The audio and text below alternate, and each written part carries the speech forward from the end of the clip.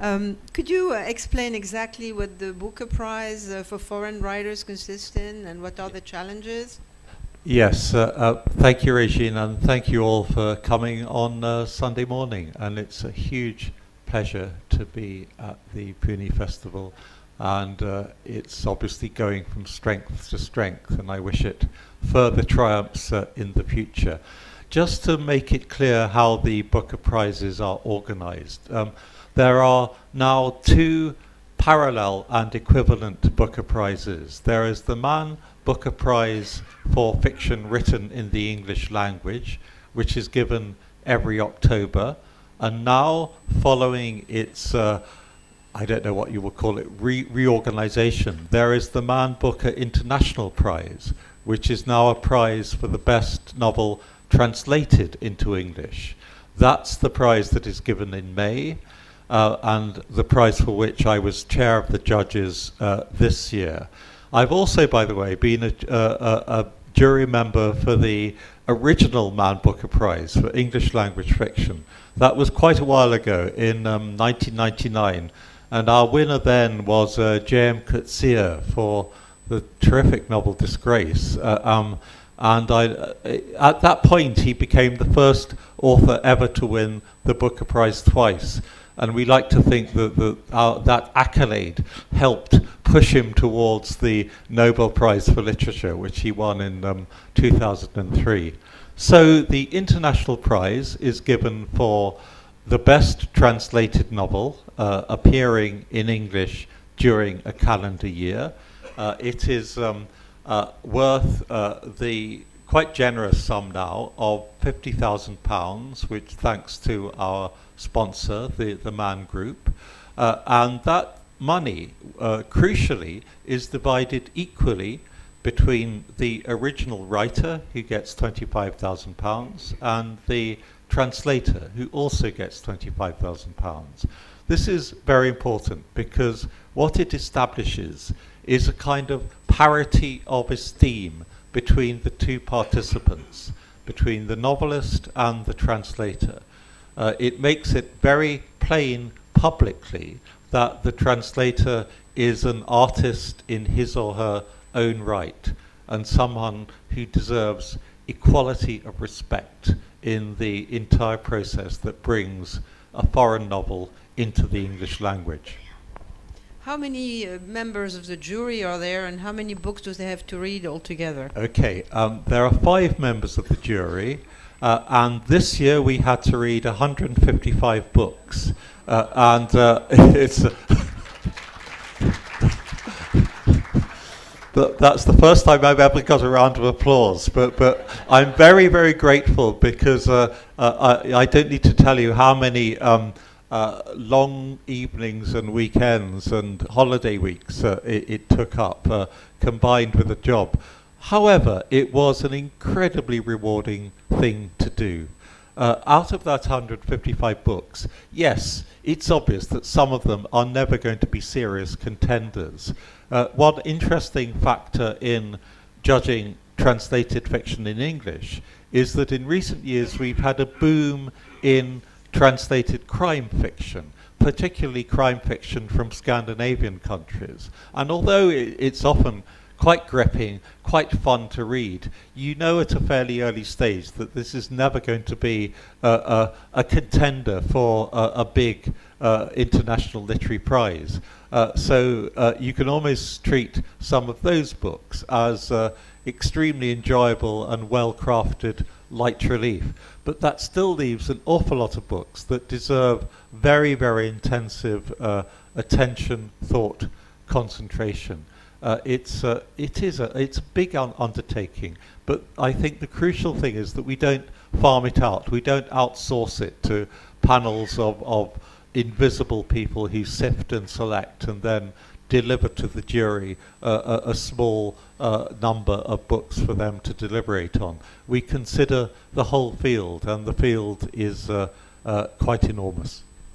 Do you sometimes refer to the original book, to the original language, in order to judge the translation? We do. It doesn't happen in every instance, and after all, the initial impact on us as readers has to be, how well does this book work in English? Does it seem like a work of fictional art in itself in English? And once the quality of the prose in English is established, we can then go back and consider particular issues that arise with the translation. Clearly, we're considering books that are translated, I think, this time from between 30 and 40 separate languages. And even if you try and get a good spread of linguistic knowledge among the jury members, you can never hope to have all those languages represented. So the crucial thing is not for us to know them all, but to know where to look when we want advice. In other words, to know which specialist translators to consult when a particular issue comes up about a book in Hungarian, perhaps, or a book in Portuguese, or a book, as happened this time, in Bahasa Indonesian, so that we can't always be completely polyglot, but at least we can know who to call when we need to consult. Do you sometimes have the gut feeling that the translation is much better than the original book? That's a really interesting question, on this, I would say that in this round of judging, there was one book. It was a Greek book, and it was a kind of political thriller, contrasting the period of the colonel's dictatorship with the recent Greek economic crisis. And it was very efficient and a good read. But we felt that in the original, it was probably quite, well, we know it was fairly formulaic. But it had an absolutely brilliant translator, a translator who deserves to be named, called Karen Emmerich. This is a good example of the prize being an equal award for both parties in this transaction. Because it's not a prize purely and exclusively for the art of translation, we felt that this book could not really go forward. There are prizes that exist purely to honor the brilliance of the translator. And in this instance, I think that book would have been a strong contender. But we're looking for an equal contribution. We're looking for a great translation of a great original. Do you consider that it's preferable if the translator can collaborate directly with the author? That's a very, very good question that comes up repeatedly when translators get together. It might seem like a gift if your original author is around because they're alive, and not only that, but they know the language in which the book is being translated so well that they can advise you on every sentence, on every choice of vocabulary. However, we all know the problems of backseat drivers. The person who knows better than you do which road to take and which little turning to go down. And this can arise with close collaborations between authors and translators. They can be extremely fruitful. I think, for instance, of the relationship between a wonderful late German author, W.G. Sebald, and his English translator, Anthea Bell, where they had a very, very close, a very productive working relationship. I also think of an excellent Norwegian writer who won our Independent Foreign Fiction Prize a few years ago, called Per Pettersen, where the level of his involvement in the translation of his books into English has reached the stage where on the fly leaves of a couple of his books, he is actually credited as a co-translator. And there are even more extreme examples of authors who translate their own work. It is rare, but in literary history, there are some fantastically important examples. Two that come to mind are Vladimir Nabokov and Samuel Beckett, both of whom produced Nabokov, in a way, when he translated his work, he produced a Russian novel and an English novel, and they are equivalent but different. And I think the same goes for Samuel Beckett, that En attendant Godot is a different work to Waiting for Godot in all sorts of extremely interesting ways. You said you mentioned to me before that sometimes you got a translation that had been translated into English. Like you gave the example of Ismail Kadare. Is that very frequent? No, it's not. This happens when you don't have many translators working, say, into English from languages which are not very widely studied. And this happened in the case of the great Albanian writer Ismail Kadare. They're not, as you would imagine, there are not many literary translators from Albanian to English. So for quite a while, Kadare's books were translated first of all into French, and then translated from French to English by one of my co-judges this year, Professor David Bellos of Princeton. And that worked very well, and Kadare, whom I've met, was quite happy with the whole process. But eventually, the publishers found someone who was capable of working directly from Albanian to English. And so now we have a one-stage rather than a two-stage translation, which I think is probably a more reliable and trustworthy process all round. Sometimes in France, and I think you have in England too, we have a bilingual edition, and I had one when I was a child of Baudelaire, the French poet, and Edgar Allan Poe. And the translation of Baudelaire was absolutely wonderful. And then I realized later on that it was not at all faithful to Edgar Allan Poe. Have you been, confronted with this? Yes, sometimes you feel that the translator has so overstepped the mark as to create something which might read brilliantly in English, or in Baudelaire's case in French, but has so far passed beyond the original that it deserves to be considered as a separate work in its own right. This seems to happen, in my experience, more with poetry than with prose, and clearly translating poetry is, if anything, even more difficult than translating prose. And there are wonderful examples in English of the transformation of great works of poetry into works of English literature, which kind of stand in their own right. I suppose the most famous example is the long history of translating Homer's epics, the Iliad and the Odyssey. And every age, every century will have translations that reflect the culture of their time.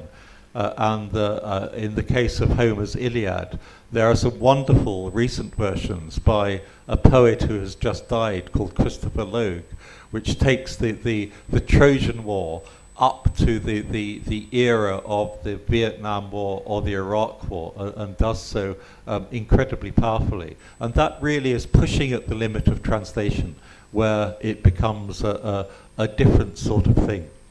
Yeah, for me, pushing the limits of translation is tackling Finnegan's Wake. What do you feel about this? Well, of course it has been done. And I'm always amazed and awestruck when people choose to undertake the most difficult possible tasks of translation. Let me take an example of translation from French into English. Now, Regine will know the work of one of my favorite 20th century French authors, Georges Perec, and who was famous for playing all sorts of extremely clever and sophisticated linguistic games. And he wrote a novel which has, in which the letter E never appears. It's called La Disparition, the disappearance. So you say, well, this is a whole novel. They're all based on this extraordinary feat of language gymnastics. How could it ever be translated into English? But it was. It was translated by a brilliant writer called Gilbert Adair. And he, again, without ever using the letter E. And the title is A Void. He also wrote, I think, a palindrome. Yes. That is to say, it's a novel that you can read backwards. Yes. Can that be translated too? I think that's the next task for the gymnastic translator. Do you think that it is justified when you translate a classical author like Shakespeare and you want to make it relevant to the audience, and so you translate it into modern slang, for instance? I think there you have to draw a line between translation and adaptation, and they're both totally legitimate enterprises. But I think there comes a point where you say this is a rewritten version of Shakespeare or whatever, rather than presenting it as a translation. The real question there would be, where do you draw the line? Because after all, translations of Shakespeare always reflect the culture of their own time, and will always bear the imprint of the language spoken at that time. It's very interesting if you look at the say in English, the translations of the great Russian novelists, and how they start off 100 years ago, 120 years ago, sounding quite Victorian and old-fashioned, and more recently they sound much more modern, as if Tolstoy, Dostoevsky or Chekhov really are our contemporaries. And I think that's an unavoidable part of translation. But if you were to kind of rewrite Macbeth in street slang, then I think you would have to call it an adaptation. But speaking about slang, you know, I find it very difficult to translate slang because it's always so regional, and an age group will have a different slang. If you're 20 years old and you live in Baltimore, you won't speak the same English as if you're 60 years old and you live in Boston. Just to take. So how would you deal with this? I think translators have to be very wary. This comes up a lot in crime fiction, because crime fiction often has this local quality, and it also has this extensive use of slang, of underworld jargon. So say if you're translating, this is an example which has happened, novels about gangsters in Marseille in southern France, and you're translating them into English. Should they come from into British English rather than American English? Should they come from Liverpool or Glasgow or Newcastle? If you're translating them into American English, should they be from Baltimore or Chicago or New York? And the safer choice I think is always to, as it were, even out the language a bit. So it's being translated into a language which is more a standard form of the language of translation, with probably less slang and less local or regional features, simply to make the book more accessible to a wider readership. To deal with Indian books more specifically, when you read an Indian novel, usually there are a lot of words that are really untranslatable. What would you do? Like food, rights, cultural references? Well, someone yesterday mentioned a book by called Cobalt Blue, by Sachin Kundalkar and translated by Jerry Pinto. And she mentioned a story in which a renter lives in an upper-class family, and the upper-class family is trying to figure out what social class he belongs to. And so they've prepared breakfast, and they're waiting for him to ask for the chapati. And whether, if he uses the word poly, then they will be able to tell which social class he belongs to. Now, apparently, Jerry Pinto had to add a whole paragraph to explain this to the English reader. So how would you deal with those things? Would you just leave it as a mystery to add to the exotic nature of the book? Or would you... Well, of course, translating basic food terms, Indian food terms now into British English, you don't need to translate them, because everyone will know if your character goes out and has an aloo gobi or something. There's no need to translate that for British readers. As we all know, chicken tikka masala is the British national dish now. But with slightly more complicated questions of social structure, of family life, of religious reference. I think there's a case for translators leaving a small number of words in the original, say italicized in the translation, and then giving a footnote. No one wants a huge, long glossary at the back of a novel that they have to look up as if they were reading a textbook. But on the other hand, when particular references are very specific and there isn't an exactly equivalent version in English or French or whatever, there's a good case for just putting a little note at the bottom of the page to explain it. Mm-hmm. How would you deal with puns and humor based on words? Well, that's one of the great, that's like the sort of pole vault for translators, really. How can humor be transferred from one language to another? Sometimes it works. I mean, that I can think of fantastic translations into English of classical authors like Rabelais, for instance, from French, where there's a famous 17th century translation of Rabelais by a great eccentric called Sir Thomas Urquhart, and people who've compared the original to the translation say that Urquhart sometimes adds extra jokes because he thinks they're not quite enough in that particular subject. Chapter, but it has to be said that it is a minefield, and you can go seriously wrong. You can fall flat on your face trying to translate a pun or a particular instance of wordplay. So unless you're someone as brilliant as Gilbert Adair, whom I mentioned translating Georges Perec, it might be easier to just to kind of sidestep the issue. Mm-hmm. How would you deal with cliches? One day I had done subtitling for a film, and I was attending a screening, and I heard people behind me saying, but that's not what the guy says, because the guy was saying a cliche in English and I translated it by a cliche in French, which was different. And the person who had a very small knowledge of English was surprised, So how do you deal with cliches? I think that's really a sign where the translator needs to be confident.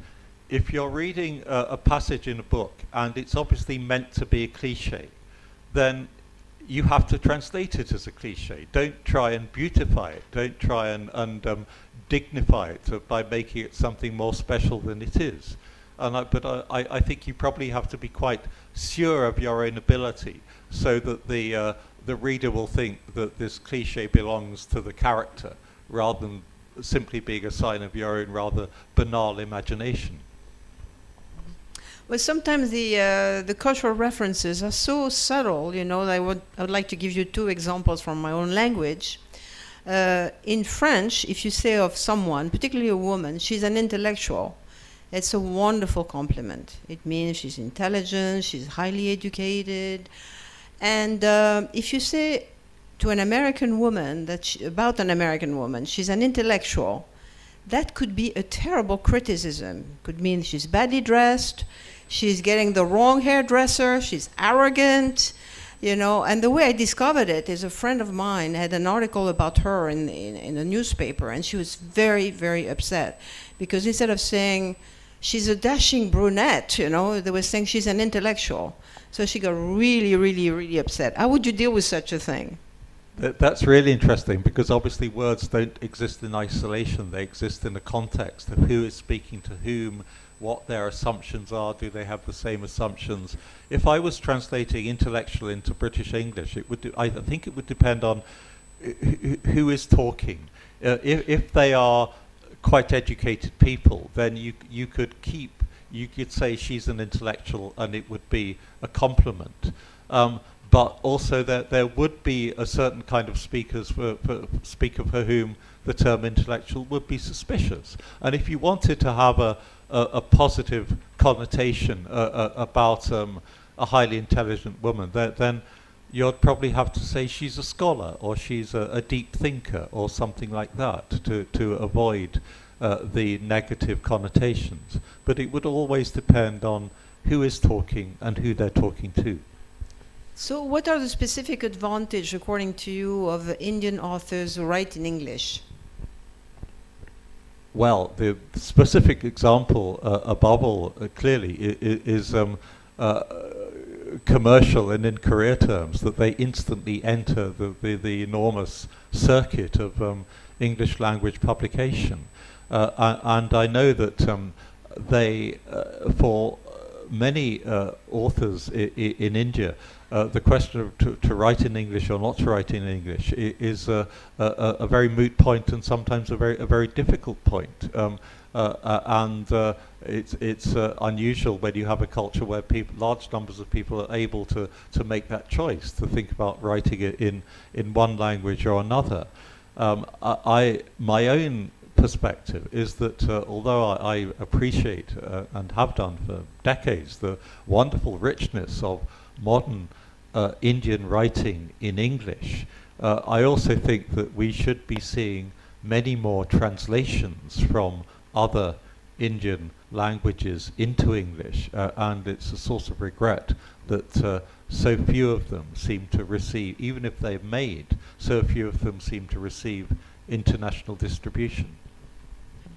If a writer is not very comfortable in English, but can write English, but is not very comfortable, and chooses to write in English because he has a feeling that he could never publish in his own country, do you think you should recommend that, or should they take the risk of submitting an inferior? You see what I'm saying? Well, I tend to be quite idealistic about this. I think that we have to preserve languages in the same way as we preserve endangered species.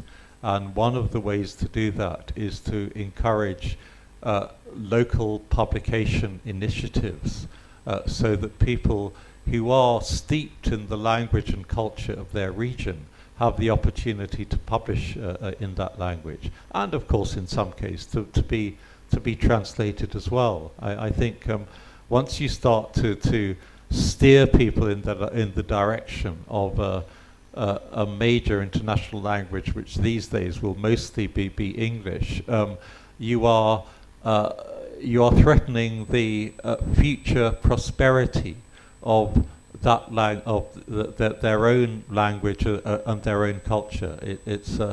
And just as we want to see tigers and elephants in the future, I think we also need literature in as wide a variety of different languages as possible. Are there languages that are more difficult to translate, according to you, and that just don't come across in English? It's very interesting. You sometimes come across writers who say, well, of course, you can't possibly translate Hungarian or Japanese or whatever into English.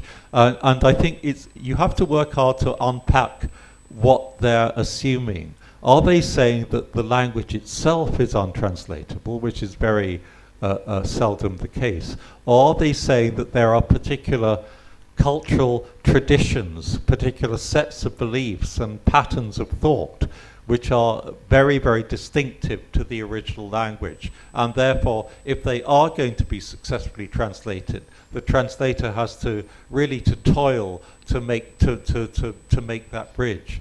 In my experience, the problems tend to be in the latter category rather than the former category. I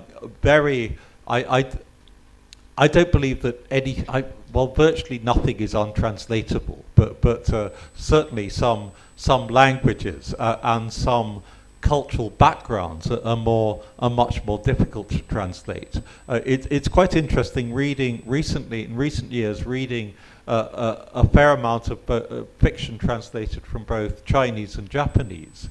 And I've come to the conclusion that for some reason the Japanese fiction is more difficult to render in English effectively, that there seem to be certain traditions of the Chinese novel which go fairly well into English, a certain kind of picaresque storytelling that's digressive and character-driven and sometimes quite earthy and humorous as well.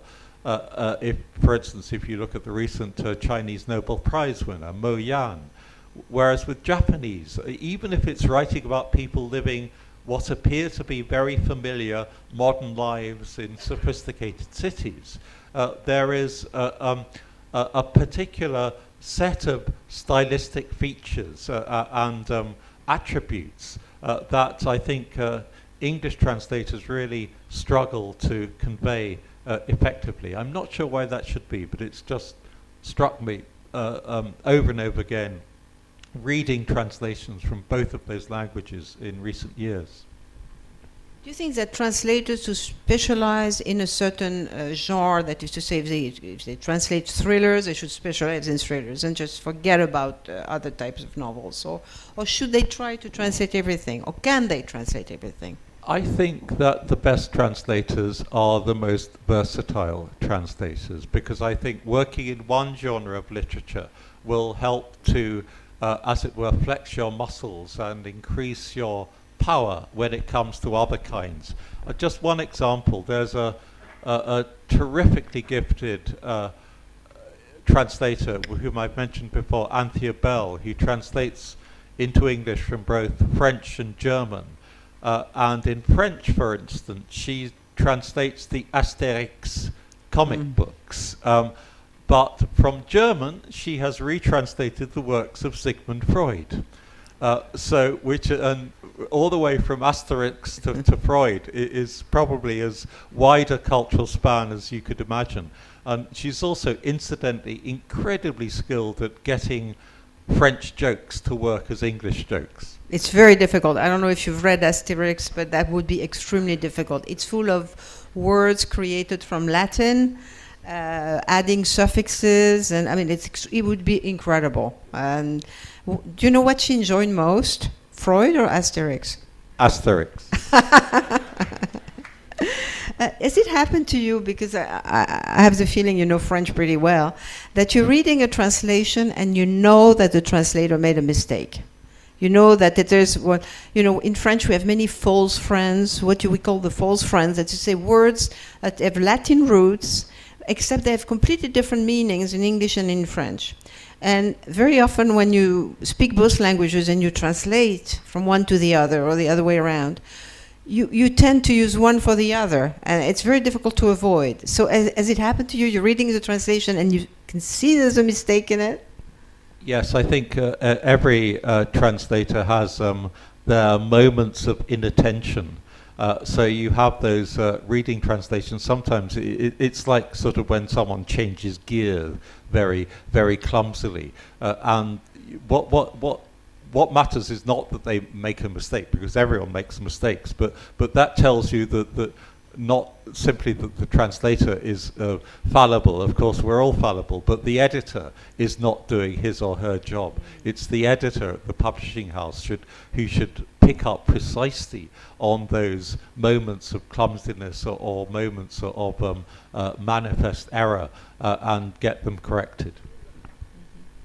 So, how are translators trained in Britain? It's funny, they come from a wide variety of backgrounds. There is now a more systematic kind of academic training. There's an excellent centre called the British Centre for Literary Translation at the University of East Anglia in Norwich, and that is probably the leading hub for literary translation. There are also postgraduate translation courses in other universities. But what strikes me is that sometimes people almost fall into translation by accident because they love a particular author and they know a particular language, or so you get even more remarkable stories. And I should mention the winning translator for this year's Manbuch International Prize. The winning novel is The Vegetarian by Han Kang, translated from the Korean by Deborah Smith. Now, Deborah Smith is still in her late 20s, and after she graduated from university, she was very interested in languages and in translation, but she felt she wanted to do something different rather than simply to become another translator from French or Spanish or German. So she almost deliberately looked around to find a modern literature that was woefully underrepresented in translation. And certainly Korean fiction in the last 50 years is remarkable and has great strength and great variety. So she set out to teach herself Korean. And in those 6 or 7 years, well, 7 or 8 years, from her early 20s to her late 20s, has become one of the world's most outstanding literary translators from Korean. So if you're sufficiently dedicated and talented, anything is possible. Right now, there's a lot of talk about artificial intelligence and about computers being able to replicate the neural system, you know, and comparing studying languages based on computer systems and the reverse. So, do you think that very soon, I mean, cars drive themselves now; they don't need a driver, right? The translator is going to become totally obsolete. It'll be replaced by that all intelligent, you know. Deep intelligence computer? Well, my answer to that has 2 words: Google Translate. If you try it, and no doubt many of you have, it's laughable. I mean, it's a great source of entertainment, but the idea, it's not even effective for basic business documents, let alone for literary art. I'm sure that the algorithms are doing as well as they can, and I'm sure also that they will improve and they will become more receptive and more sophisticated. But artificial intelligence is not yet at a stage where it can replace what humans know, which is not just what one word means in another language, but what the entire emotional and cultural background of that word is. So what would you recommend to Indian writers who want to be distributed in British language, in the UK? Well, of course, if they're writing in English, then there's an established network of agents and publishers here. But for writers in other languages, the field is rather more barren, and I hope we can do something to change that. It's very interesting that I mentioned Deborah Smith, our wonderful winning translator this year, and part of her prize money has gone towards setting up her own independent publishing company, which is called Tilted Axis Press, which is designed to bring into English writers mainly from beyond Europe. And her very first book in this list was a translation from Bengali, a young woman writer called Sangeeta Banjapaji, and the novel is called Panti, and it's a remarkable sort of frank, adventurous, quite provocative novel about a young woman's experience. So she really has literally, Deborah has put her money where her commitment is, and begun to create extra opportunities for work to be translated into English from not just the usual suspects of the big European languages, but far beyond. So maybe you have questions that you would like to ask. Do you want a microphone? We don't have a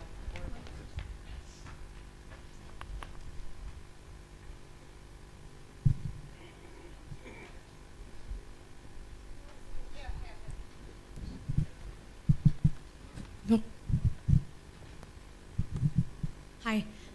This has been such an enjoyable session. Thank you. I have maybe a slightly flippant question. But I'm wondering if in your experiences, authorities or the government's banning certain books has actually ends up doing damage to the author and the readership, or does it actually help in terms of publicity? But does it actually help the authors? Does it actually damage them? It's a big issue, and I think what you can say about some of the classic instances is that it might damage the authors in the short term, but in the long term, if the book is good enough, then the book will survive and the book will triumph. A very good example is what happened to Boris Pasternak with Dr. Zhivago in the Soviet Union, where the book was quite heavily persecuted, but absolutely triumphed internationally and went on to secure the Nobel Prize for Pasternak. Have you encountered authors who are resistant to having their books translated? Sorry? Have you ever encountered authors who are resistant to having their books translated? That's a very, very interesting question, because you assume that, especially if they're working in some of I hate the term minority languages, but it's hard to find an alternative. In other words, languages which are spoken by relatively small number of people.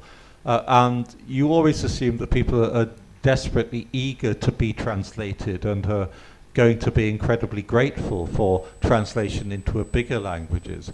But although I've never come across someone who really didn't want it to happen, I have met people who felt that, as it were, that their precious baby was being taken out into the big cruel world, and they were a bit apprehensive as to what was going to happen to them.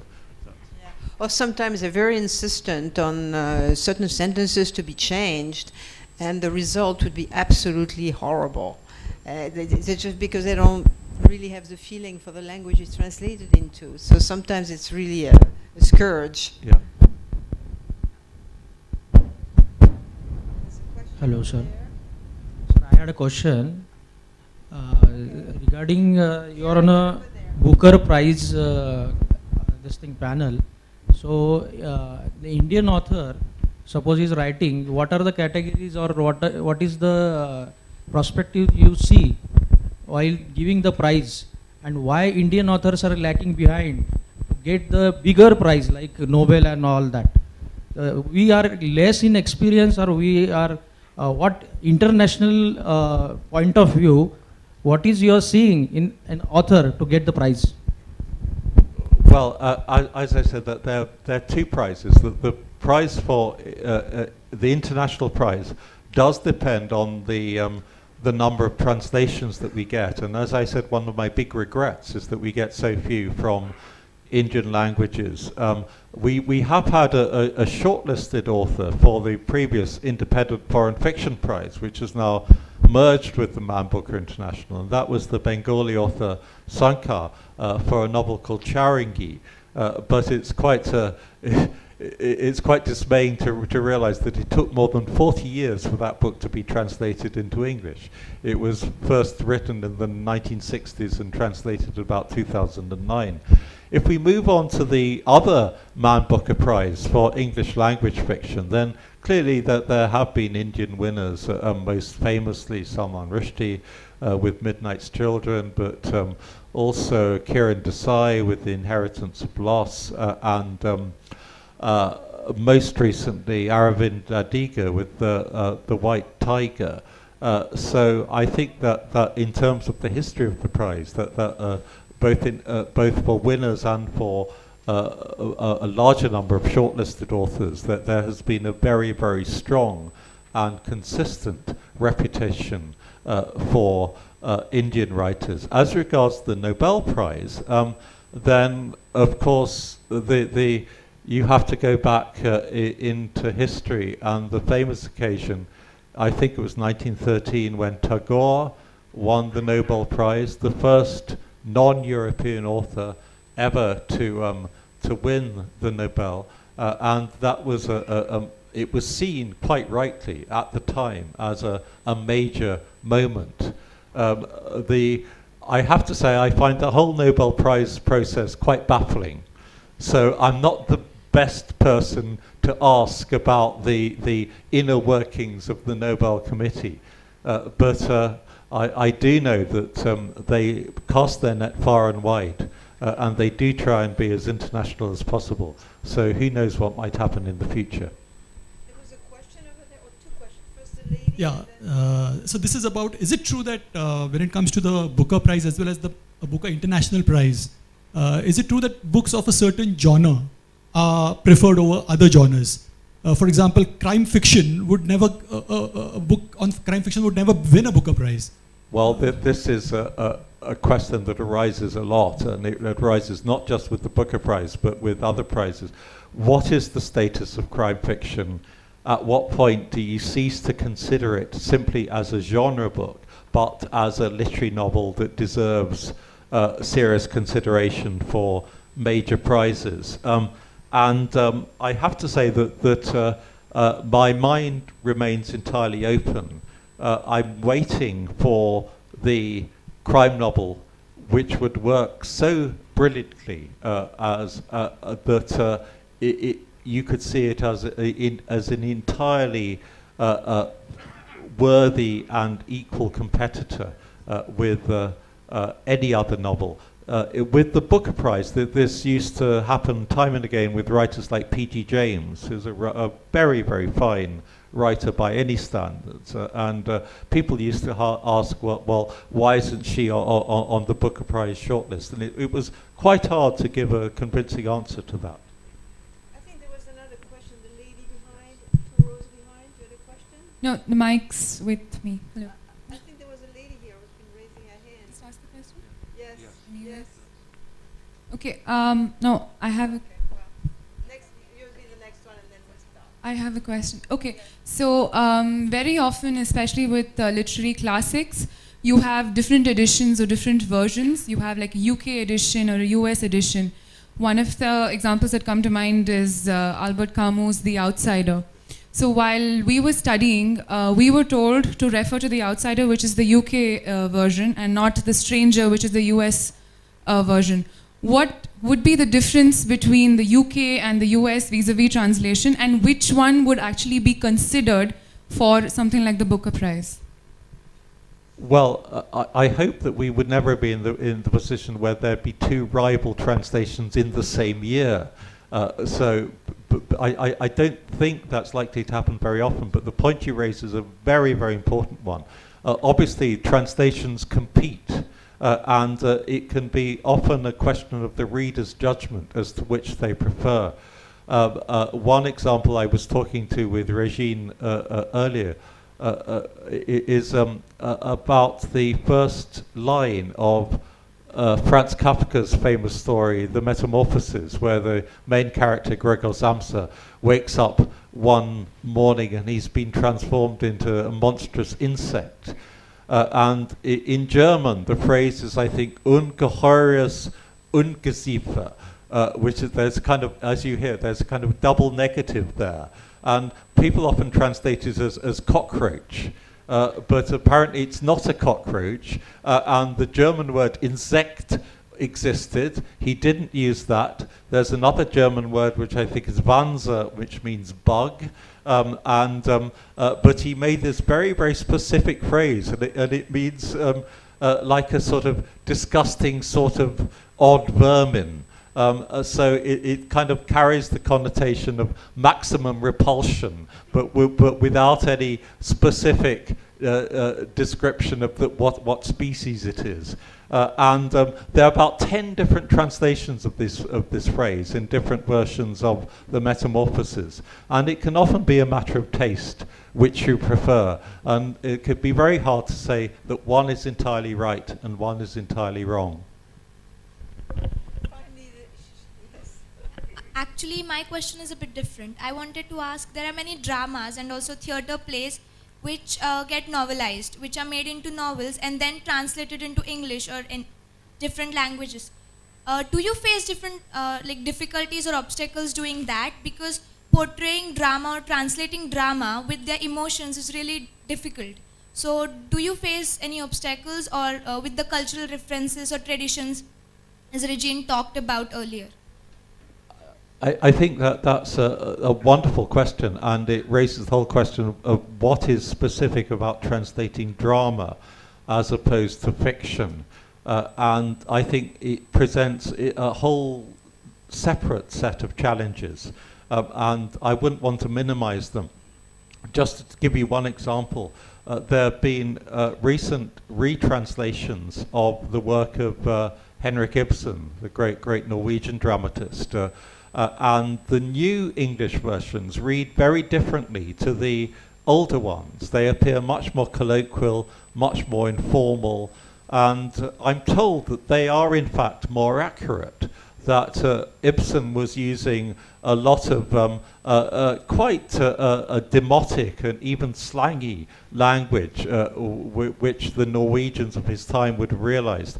But when they were first translated into English, as it were, the level was raised, so they appeared a bit more dignified, a bit more formal or orthodox. And now some of that original informality has been restored, but translating dialogue is always incredibly difficult, and so when you're faced with drama which is nothing but dialogue, it's a really high hurdle for the translator.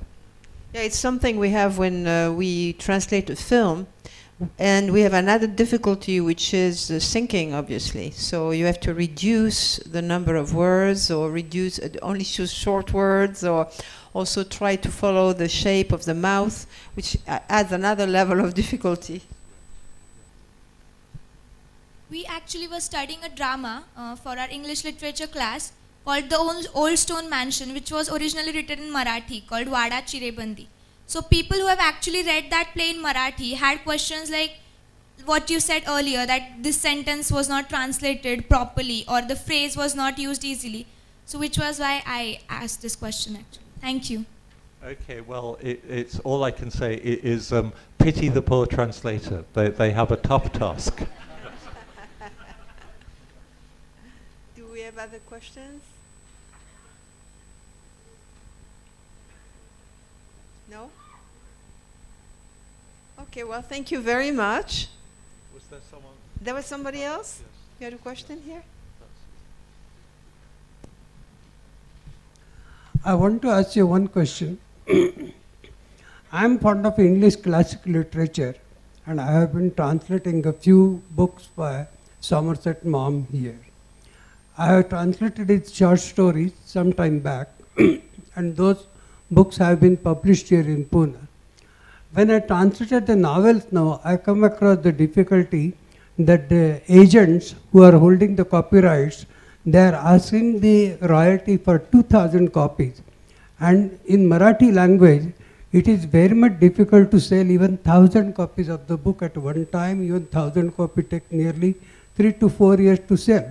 So in that case, actually, can you people help in communicating with those agents so that the royalty could be had for the 1,000 copies? Because I feel that abroad they are not aware how much sale could be done in India or in the regional languages, etc. So I believe if the royalty is accepted by these people for 1,000 copies, then a lot of classic literature can be translated into regional languages here. Can you people help in that? That's a very, very important point that you raise, sir, that with an author like Somerset Maugham, who's a big international bestseller, the agents will be used to working with volumes of copies, which might not be appropriate in every local context, as you say. I'm not sure how you would address it. You'd have to go back to the agent and say that to the rights holder, and say that you're being too rigid, that you need to be more flexible. And that you can't just have a sort of legal template that assumes that every translation is going to be like a translation into French or a translation into German. But you'll need to deal with it on a case-by-case basis, I think, because not sure how you could have any overall agreement. But anyway, it's fantastic that you're doing this work, and I think Somerset Maugham has been undervalued for a long time. So good luck to you. Okay. Any other question? Okay. Well, thank you very much. And Yes. Could I just say that if any of you wants to just know a bit more about our long-listed and short-listed novels for this year's Man Book International Prize, I have a few leaflets here, so if you're interested, do just come and take one. Thank you all for coming. Thanks. Thank you. Thank you all so much. It was a lovely, insightful talk. And thank you so much for being here.